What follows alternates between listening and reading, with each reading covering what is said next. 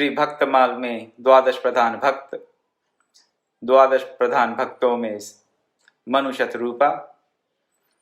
शतरूपा का तप, त्याग, प्रेमा भक्ति, अनन्य शरणागति प्रभु के श्री चरणों की, इन सब का हमने मेरे दृष्टि से तो संक्षेप में ही सही, लेकिन हाँ, जैसे एक व्यंग की बात आपको बता देता हूँ। शिकागो में मेरे एक मित्र रहते हैं, तो उनको भी प्रतिदिन भक्तमाल कथा आधे घंटे में 5:30 बजे आरंभ होगी, ऐसा मैसेज उनको भी जाता है। उनसे बात की कभी काफ़ी समय हो गया था, तो उन्होंने मैसेज किया मुझे, कहते भाई ये तेरी कथा बढ़ती ही जा रही है, ये कब समाप्त होगी। तो मैंने उनको कह दिया, मैंने कहा देखिए ये तो अभी चल रही है और भगवत कृपा से, गुरु कृपा से जब तक चलेगी, तो कब खत्म हो रही है ये तो मैं नहीं जानता। और मेरे मन में ऐसे आया कि हो सकता है प्रतिदिन ये मैसेज जाता है, उसके चलते, संदेश के चलते उसको अच्छा नहीं लग रहा होगा, शायद कुछ व्यवधान उत्पन्न हो रहा हो। तो मैंने कहा मैं तुम्हें निकाल देता हूँ, आप तुझे हर रोज ये नोटिफिकेशन संदेश नहीं जाएगा। बोला नहीं, मैंने भी 2 बार कथा का श्रवण किया है, तो लेट द मैसेजेस कमिंग। मैंने कहा ठीक है। मैंने उनको पहले निकालने का श्रम किया, फिर बाद में अपने मित्र को फिर से इस ब्रॉडकास्ट लिस्ट में ऐड कर दिया ताकि उसे प्रतिदिन संदेश पहुंचता रहे। कहने का अभिप्राय कि हरि अनंत, हरि कथा अनंता अपने वश में नहीं है। क्या कहते हैं, कब तक कहते हैं, प्रभु क्या कहलवाना चाहते हैं, गुरुदेव क्या निर्देश देते हैं, वो किस प्रकार से हमारे परम कल्याण का कौन सा मार्ग खोलना चाहते हैं, ये हम जैसे तुच्छ मनुष्य नहीं जान सकते। तुच्छ को क्यों कहा? क्योंकि बुद्धि की गति नहीं है वहां तक, अशुद्धता के कारण, और कोई बात नहीं। तो चलिए, प्रभु की असीम अनुकंपा है कि सत्संग कर रहे हैं, जब तक होगा करेंगे, जब तक उनका निर्देश होगा, जब तक उनकी आज्ञा होगी, जब तक दैव सहयोगी रहेगा, तब तक सत्संग चलेगा।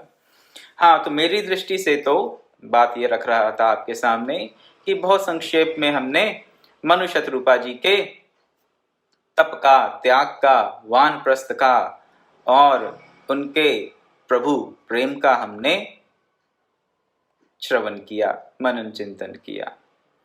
कल बात चली थी दैन्यता की। दीन भाव होना चाहिए भक्त में कि नहीं होना चाहिए, होना चाहिए तो किस प्रकार से होना चाहिए। और उसके चलते मैंने एक बात आपको ये कह दी कल कि दीन भाव तो केवल प्रभु के सामने ही, अपने इष्ट के सामने ही प्रकट करने वाली परम गोपनीय बात है, परम गोपनीय भाव है हमारा दीनता का। जगत में प्रदर्शित करने के लिए दैन्य का भाव मेरी दृष्टि से उचित नहीं। फिर मन में ये आया कि किसी को ये ना लगे कि मैं अपने मन से ही ये बात बना के बताए जा रहा हूं, इसका कोई तर्क है, इसका कोई शास्त्र उक्ति है इसके लिए। तो तुलसीदास जी की शरण ली।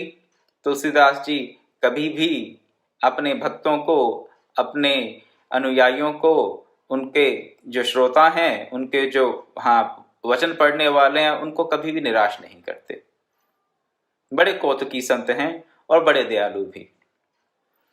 तो तुलसीदास जी के प्रति मेरी श्रद्धा कैसे हुई नहीं हुई वो भी आपके सामने 1 मिनट में रखूंगा, परंतु इससे पहले मैं आपको ये बता दूं कि तुलसीदास जी ने इस बात का समर्थन कैसे किया कि जो दैन्यता है उसका जगत में औरों के सामने प्रदर्शन करने वाली ये कोई भाव नहीं है, ये परम गोपनीय वस्तु है।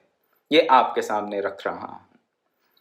आप सब जानते ही हैं कि भक्तिमती भामिनी जिनको कहा श्री राम ने, माता शबरी, उनको नवता भक्ति का उपदेश भगवान राम ने दिया।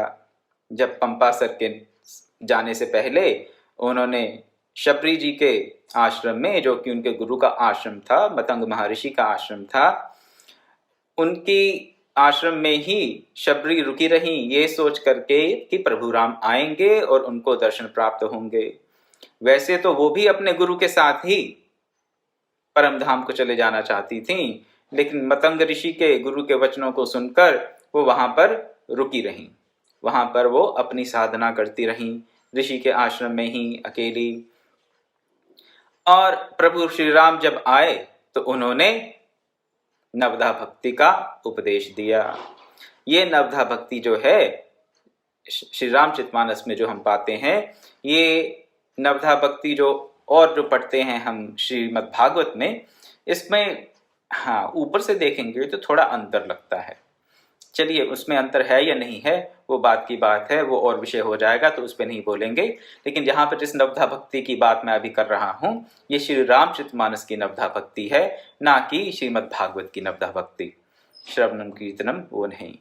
तो नवधा भक्ति में से जो नवम भक्ति है जो बताई श्री राम जी ने माता शबरी को, नवम सरल सब सन छल हीना, मम भरोसे ही हर्ष न दीना। नवमी भक्ति बताई, 8 बता चुके हैं, नवमी का ही केवल आज चर्चा करूंगा। नवम सरल सब सनशीलहीना, सरलता हो स्वभाव में, सरलता हो स्वभाव में। स्वभाव सरल कैसे होता है जी? बस वही बात जो सोचें वही कहें और वही करें तो सरलता है, और कहें कुछ सोचें कुछ और करें कुछ तो वो सरलता नहीं है। सरलता का एक ये बड़ा सिंपल सा फॉर्मूला है। फिर से एक बार सुन लीजिए, एक बार पहले भी ये चर्चा हुई है लेकिन बहुत समय हो गया तो शायद आपको ध्यान ना रहा हो या आपने वो कथा ना सुनी हो। जो कहते हैं, जो करते हैं और जो सोचते हैं, अगर उसमें समानता है तो सरलता है, और कहते कुछ हैं, करते कुछ हैं और सोचते कुछ हैं तो सरलता नहीं है। फिर वहाँ कपट का भाव आ जाता है। और ये नहीं है कि ये ऑल और नन प्रिंसिपल है, या पूर्ण रूप से हम सरल हैं या तो केवल कपटी हैं। ग्रेडेशन है इसमें भी। आप 80% सरल हो सकते हो, 90% भी हो सकते हो, 100% भी हो सकते हो, 10% भी हो सकते हो। तो अपने अंदर अपने जीवन में सरलता का भाव अपनाना हो तो जो कहें वही सोचें और वही करें, इतनी सी बात। तो यहाँ क्या कहते हैं, नवम भक्ति क्या है? नवम सरल सब सन छलहीना। एक तो सरलता हो और सबके साथ छलहीन व्यवहार हो, छल ना हो किसी के साथ। नवम सरल सब सन छलहीना, मम भरोसे ही हर्ष न दीना। मन में मेरा भरोसा हो और ना हृदय में हर्ष हो ना दीनता, ना हर्ष हो ना दीनता। नवम भक्ति बता दी यहाँ पर। और ये जो नवम भक्ति बताई है वो कौन सी भक्ति बताई है? अकेले कमरे में बैठ के करने वाली भक्ति है क्या? सुबह शाम ध्यान में बैठकर जप करने वाली भक्ति नहीं। यहाँ जो भक्ति बता रहे हैं, सरल सब सन छल हीना, और आगे कह रहे हैं मम भरोसे ही हर्ष न दीना। यहाँ बता रहे हैं कि हमें दूसरों के साथ कैसा व्यवहार करना चाहिए, दूसरों के साथ एक भक्त का व्यवहार कैसा होना चाहिए। नवम भक्ति में प्रभु श्री राम से ये कहलवा रहे हैं गोस्वामी तुलसीदास जी। तो यहाँ पर जो हमारी पब्लिक डीलिंग है वो कैसी होनी चाहिए वो बता रहे हैं। पब्लिक डीलिंग, ज्यादातर हम क्या सोचते हैं कि भक्ति तो जी अंतरंग ये है संबंध प्रभु का और भक्त का, इसमें दुनिया का कोई लेना देना नहीं। ठीक है, वो बात भी ठीक है अपने जगह पर, लेकिन एक भक्त भी तो जीता है, शरीरधारी है, इसी संसार में रहता है। संसार में रहेगा तो संसार से व्यवहार तो करना पड़ेगा। संसार में रह के संसार से व्यवहार ना हो तो ये तो संभव नहीं। व्यवहार कम करना चाहिए, ये ठीक है। भक्ति का सिद्धांत है कि संसारिक प्रपंच में ज्यादा भक्त को नहीं फंसना चाहिए, संसारिक प्रपंच में ज्यादा नहीं फंसना चाहिए, ये बात सत्य है। लेकिन संसारिक व्यवहार पूर्णतः समाप्त हो जाए ये तो किसी किसी परम भक्त के लिए, जीवन मुक्त अवस्था के संत के लिए ही संभव है। तो जब तक संसार का भान बना हुआ है तब तक संसार से व्यवहार होगा ही। कम कर सकते हैं, बंद नहीं कर सकते। और अगर व्यवहार करता है भक्त, तो भक्त का व्यवहार कैसा होना चाहिए? सरल हो, सबके साथ छलहीन व्यवहार हो। और ये तो पब्लिक डीलिंग। और मेंटल स्टेट कैसी होनी चाहिए? मनस्थिति कैसी होनी चाहिए?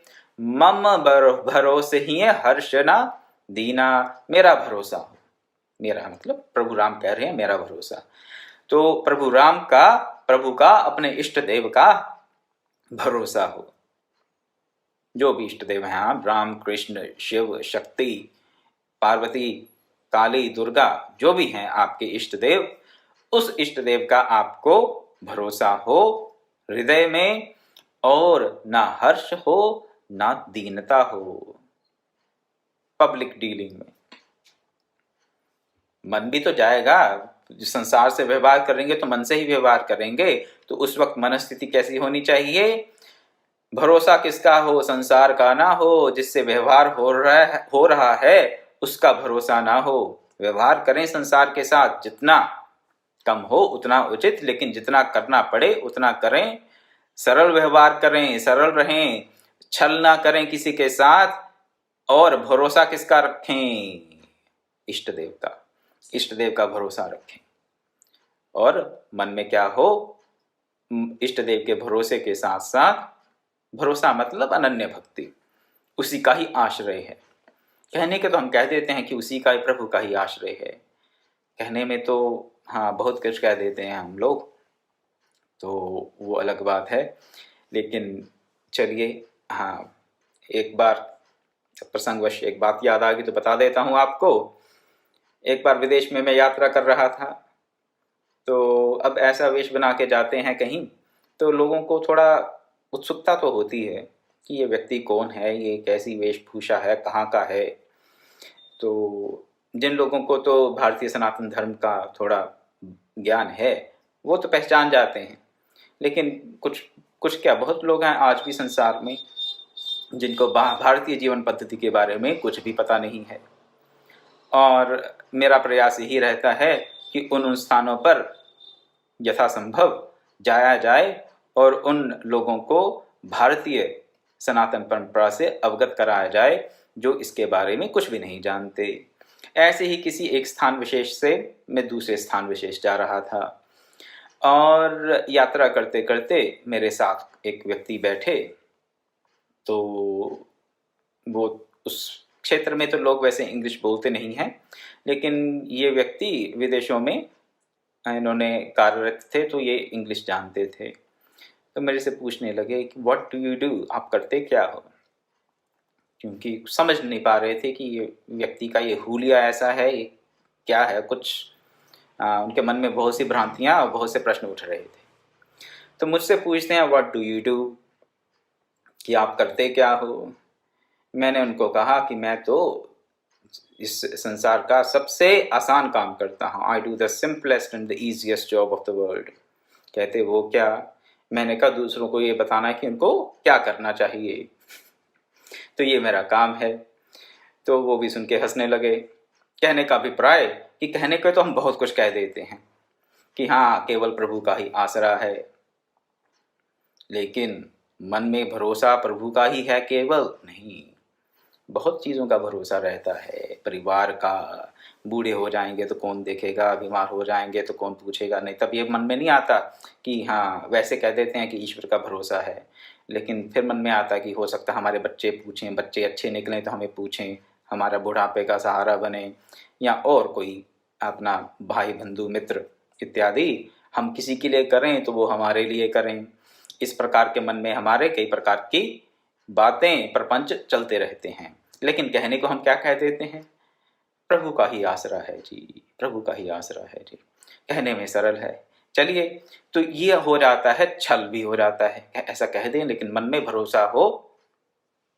और वस्तुओं का, व्यक्तियों का, अपने धन का भरोसा रहता है कई लोगों को बहुत, कि बहुत धन है तो कोई कष्ट नहीं, हम आसानी से अपना जीवन यापन कर सकते हैं इत्यादि। भरोसा हो मन में किसका? अपने इष्ट देव का। और ना हर्ष हो ना दीनता हो। दीनता की बात रख रहा हूं आपके सामने। उसके चलते मानस की नवधा भक्ति की ये जो नवम भक्ति बताई वो आपके सामने रखी। तुलसीदास जी ने यहाँ क्या कह दिया, मम भरोस हिय हर्ष न दीना। ठीक है, ये बात हो गई अरण्यकांड की। अरण्यकांड में मिलती हैं शबरी माता, तो उसके उपरांत लंका कांड के बाद फिर उत्तरकांड, उत्तरकांड के अंत में, रामायण के बिल्कुल अंत में क्या कहते हैं तुलसीदास जी, वो भी सुन ले जरा। मौसम दीन न दीन हित तुम समान रघुबीर, अस बिचारी रघुवंश मनी हरो विषम भव भीर। अब क्या कह रहे हैं, मेरे जैसा दीन कोई नहीं है और रघुवीर तुम्हारे जैसा दीनों का हितैषी कोई नहीं है। मौसम दीन न दीन हित तुम समान रघुवीर।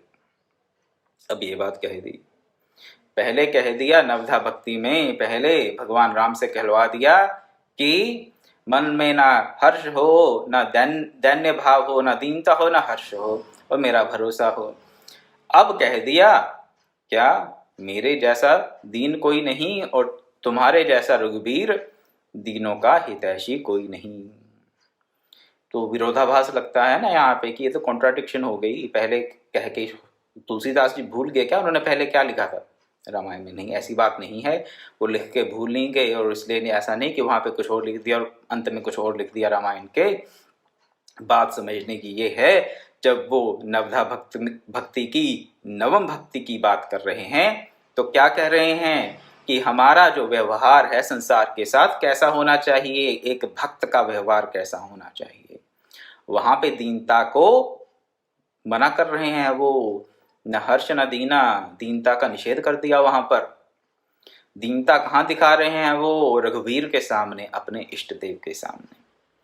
इष्ट देव के सामने क्या कहते हैं, मौसम दीन न दीन हित तुम समान रघुवीर, मेरे जैसा दीन ही कोई नहीं है।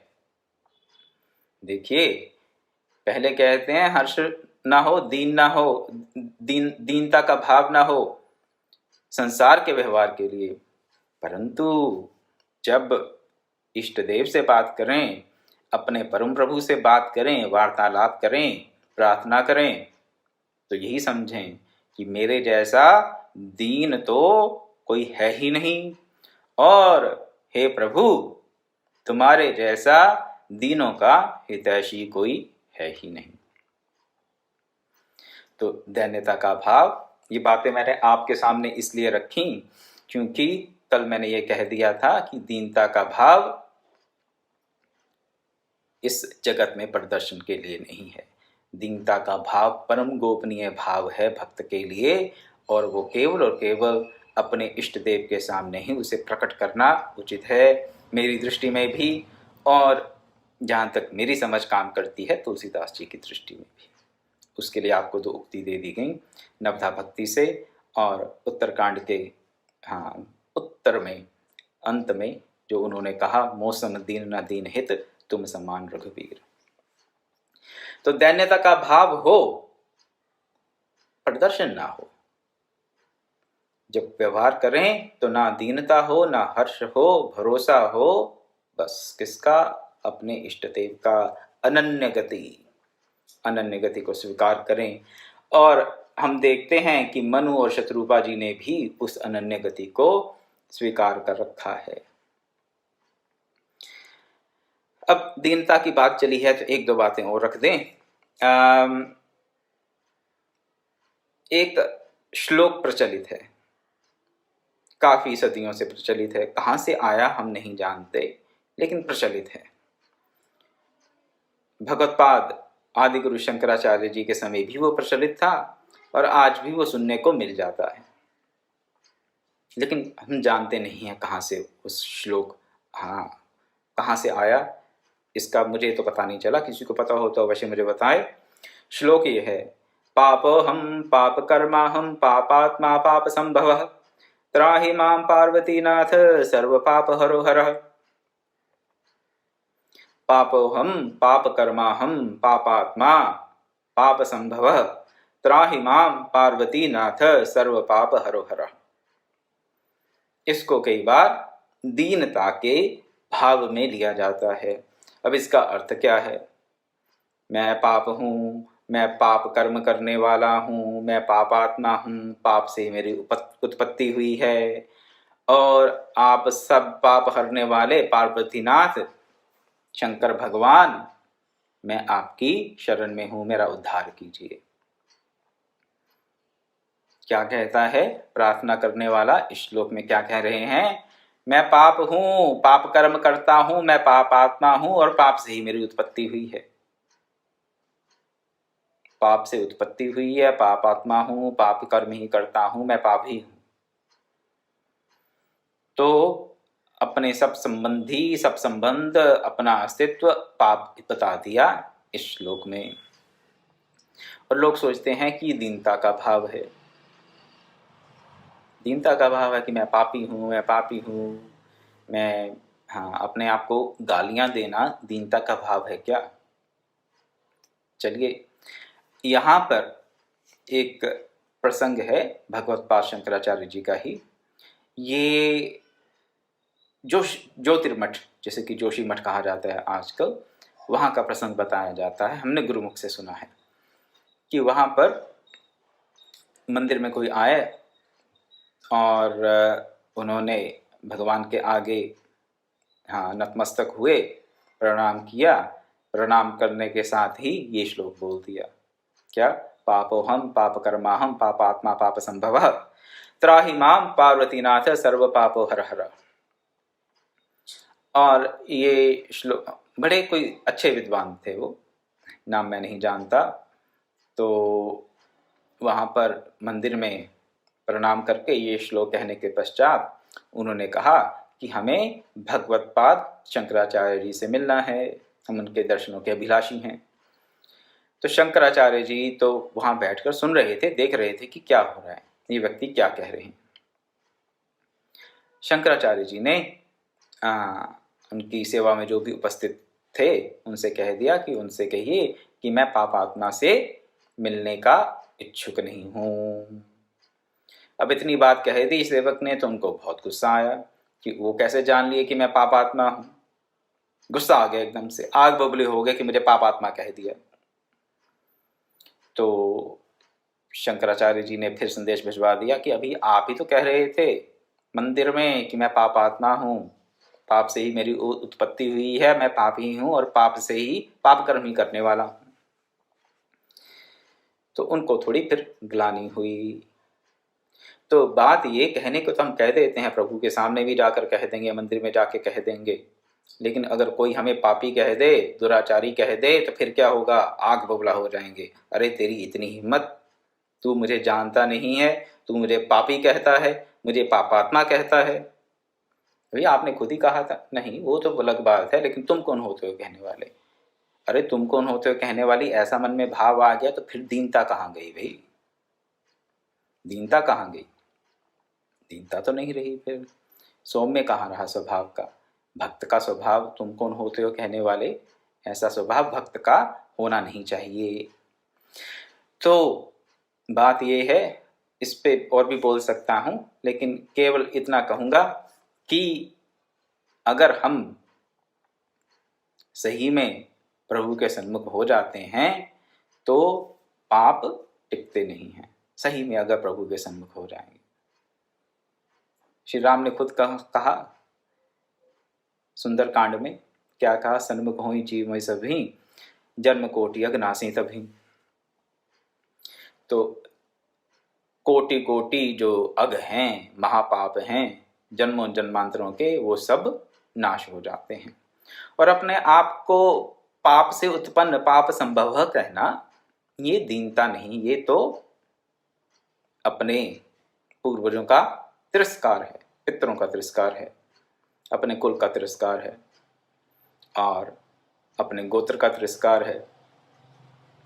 तो थोड़ा विचार करें कि दीनता का भाव कहाँ, किस प्रकार अपनाना चाहिए, और दीनता के नाम पर हम आडंबर ना अपना लें। कई बार तो ये भी देखने को मिलता है कि दीनता का कंपटीशन हो रहा है। दीनता का भी कंपटीशन होता है। अच्छा, कैसे प्रतिस्पर्धा होती है, कंपटीशन होता है दीनता का?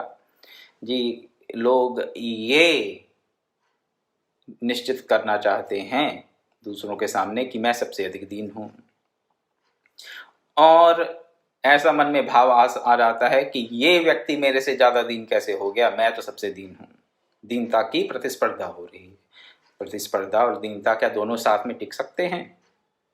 लेकिन नहीं, सब हो रहा है आडंबर के नाम पर, भक्ति के नाम पर आडंबर हो रहा है और दीनता के नाम पर आडंबर हो रहा है। मैं तो केवल संकेत मात्र करना चाहता हूँ। यहाँ पर मैं ये दूसरों की दोष देखने की बात नहीं है। इसकी चर्चा, दोष की चर्चा इसीलिए की जाती है कि वो दोष हम कभी अपना अंतर में ग्रहण ना कर लें, भक्ति के स्वरूप को समझें और भक्ति के स्वरूप पर भक्ति के नाम पर कुछ ऐसा ना अपना लें जिसका कि भक्ति से कोई भी लेना देना ना हो। केवल इस भाव से ये बात की जाती है, किसी की निंदा की दृष्टि से, किसी व्यक्ति विशेष की निंदा की दृष्टि से ये बात नहीं कही जाती। तो समझें कि दीन है, प्रभु के सामने प्रार्थना करें, लेकिन ये कहें कि मैं पाप से ही उत्पन्न हुआ हूँ और ये सोचें कि मैं सबसे ज़्यादा दीन हूँ और मेरे से ज़्यादा दीन कोई है नहीं, तो ये तो आडंबर है। और यहाँ पर हमने देखी मनु जी की दीनता। कैसे दीनता दिखाई उन्होंने? प्रभु सामने खड़े हैं, पूछ रहे हैं कि बताओ तुम्हें क्या चाहिए, मुझे महादानी समझो और जो भी तुम्हारे मन में हो वह मेरे से मांग लो, मैं अति प्रसन्न हूं तुम पर, मैं तुम्हें कुछ देना चाहता हूं। लेकिन फिर भी उनसे कहा ना जाए कि क्या चाहिए। अंत में उन्होंने कह दिया, क्या कह दिया?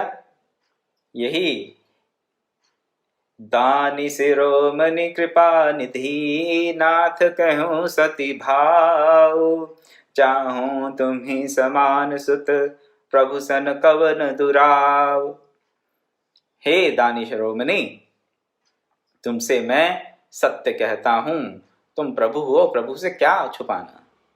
वैसे भी तुम हृदय की जानते हो मैं क्या चाहता हूं, मैं तुम्हारे ही समान पुत्र चाहता हूं, तुम्हारे ही समान पुत्र चाहता हूं। चलिए, प्रभु के समान पुत्र चाहते हैं। अब आगे प्रभु क्या कहते हैं? देखी प्रीति सुनी बचन अमोले, एवमस्तु करुणा निधि बोले, आप सरस खोजो कहाँ जाई, नृप तव तने होब मैं आई। कहते हैं कि मैं अपने समान खोजने कहाँ जाऊं। ये नहीं कहा मेरे समान और कोई है क्या? नहीं। क्यों नहीं कहा कि मेरे समान कोई है ही नहीं? कह सकते हैं, सत्य बात है, लेकिन प्रेम का भाव है। प्रेम के भाव में जो प्रभु की जो वैभव है, जो ऐश्वर्य है, वो थोड़ा गौण हो जाता है। ऐश्वर्य का भाव थोड़ा सा गौण हो तो ही प्रेम का भाव प्रफुल्लित होता है। कैसे? आप ऐसा समझ लें कि इस संसार का भी स्वामी और सेवक का भी संबंध हो, और अगर जो सेवक है स्वामी को अत्यंत महान समझे तो उससे दूरी बनी रहती है, प्रेम का भाव नहीं बनता। स्वामी सेवक का भाव हो और भी किसी भी प्रकार का संबंध हो जिसको हम बहुत महान मानते हैं, बहुत उच्च मानते हैं, और जिसके बारे में हम सोचते हैं कि महान ऐश्वर्यशाली है, महान शक्तिशाली है, महान वैभवशाली है, उसके प्रति हमारा थोड़ा सा संकोच का स्वभाव होगा, और उस संकोच के चलते, उस भाव के चलते क्या होगा? प्रेम का जो प्राकट्य है वो पूर्ण रूप से नहीं होगा। अब यहाँ पर तो प्रेम का ही वार्तालाप हो रहा है मनुष्य शत्रुपा और भगवान के बीच में। तो उन्होंने तो कह दिया कि मैं तुम्हारे ही समान पुत्र चाहता हूँ। भगवान ने ये नहीं कहा, नहीं नहीं, मेरे समान तो मैं ही हूँ, मेरे से ऐसा कौन है। नहीं, आप सरिस खोजो कहाँ जाए, अपने समान मैं खोजने कहाँ जाऊं, अपने समान मैं खोजने कहाँ जाऊं। इसलिए क्या करूंगा? नृप तव तने होब मैं आई, मैं तुम्हारा पुत्र होके आ जाऊंगा, खुद ही आ जाऊंगा, अपने जैसा कहाँ ढूंढने जाऊं, ये कह दिया। तो प्रेम का भाव है, इसलिए कह दिया अपने समान में कहाँ ढूंढने जाऊं। क्या ढूंढने वाली क्या बात है यहाँ पर, कहाँ जाएंगे ढूंढने, ये इसका अगर आप तात्विक विश्लेषण करेंगे तो बात पल्ले नहीं पड़ेगी, लेकिन प्रेम की दृष्टि से देखेंगे, भक्त की दृष्टि से देखेंगे तो बात पूरी पूरी पल्ले पड़ जाएगी। अपने ऐश्वर्य को गौण रखते हुए कहते हैं कि मैं अपने समान कहाँ ढूंढने जाऊं, इसलिए मैं तुम्हारा पुत्र होके आ जाऊंगा।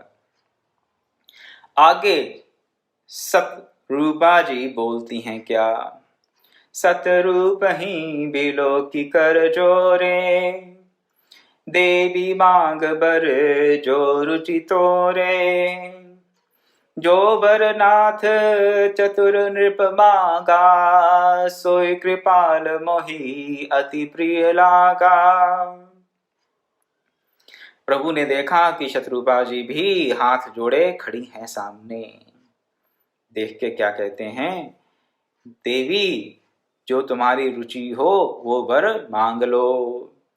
शत्रुपा जी क्या कहती हैं कि जो राजा ने मांगा, मनु जी ने मांगा, वो मुझे बहुत प्रिय लगा। क्या कि आपके समान पुत्र की प्राप्ति हो, आपके समान पुत्र की प्राप्ति हो, ये जो वर मांगा है वो मुझे, हे कृपा निधान, वो बहुत अच्छा लगा। यहां पर शत्रुपा जी भी दैन्य भाव को प्रस्तुत कर रही हैं। प्रभु परंतु सुठी होत डिठाई, जदपि भगत हित तुम ही सुहाई, तुम ब्रह्मादि जनक जग स्वामी, ब्रह्म सकल उर अंतर्जामी।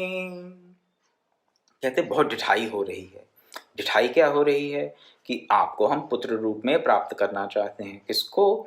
उस सच्चिदानंद परम चैतन्य घन को।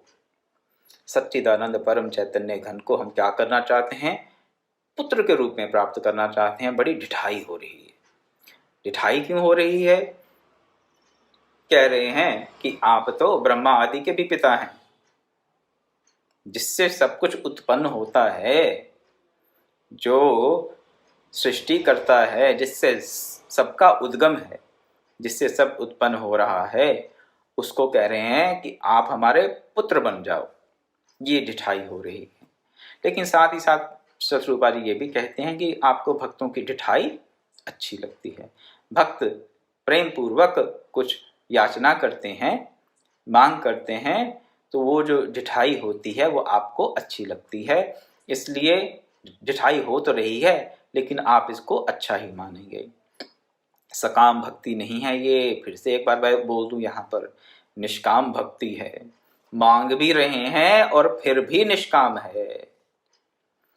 इस परम गोपनीय भाव को समझने की चेष्टा करें। कह रहे हैं कि आप हमारे पुत्र रूप में आ जाएं, मांग रहे हैं। आपको लगेगा कि कामना है और इसलिए ये सकाम भक्ति है, परंतु ये सकाम भक्ति नहीं है। क्यों नहीं है, कैसे नहीं है? तुलसीदास जी कह रहे हैं कि कल बताइएगा कि प्रभु विषयक जो लालसा है, प्रभु विषयक जो कामना है, वो कामना है कि नहीं है, और क्यों नहीं, क्यों है और क्यों नहीं है, इसकी चर्चा कल करेंगे। आज अपनी वाणी को यही विराम देता हूँ। मैं निवेदन करता हूँ सबसे फिर कि दीनता के बारे में जो विचार आज आपके समक्ष रखे गए, आप उसका थोड़ा मनन चिंतन करें और देखें कि क्या हमने भक्ति के नाम पर, दीनता के नाम पर किसी प्रकार के आडंबर को तो नहीं अपना लिया। थोड़ा विचार करें और अपने भक्ति के जो भाव हैं उनका यथासंभव हम सब परिमार्जन करें। प्रभु कृपा से, गुरु कृपा से, इसी प्रार्थना के साथ अपनी वाणी को विराम देता हूँ। ओम पूर्णमदः पूर्णमिदं पूर्णात् पूर्णमुदच्यते पूर्णस्य पूर्णमादाय पूर्णमेवावशिष्यते। ओम शांति शांति शांति। हरि ओम तत्सत्।